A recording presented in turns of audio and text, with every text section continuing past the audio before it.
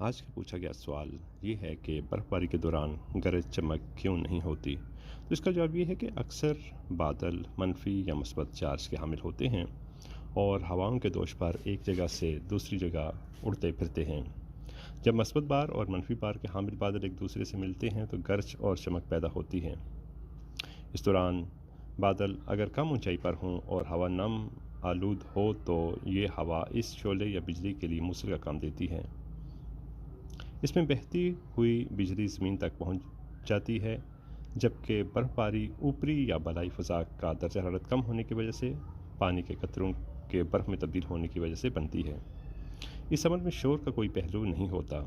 برف میں تبدیل ہونے کی وجہ سے اور آپس کے جڑاؤ کے کمزور ہونے کی وجہ سے برف کے گالوں کا حجم ان کے وزن کے لحاظ سے کافی زیادہ ہوتا ہے، جس کے نتیجے میں ان پر ہوا کی اچھال زیادہ ہوتی ہے اور اس طرح وہ کشش ثقل کی قوت کے زیر اثر بارش کے قطروں کی نسبت کافی آہستگی سے زمین کی طرف آتے ہیں۔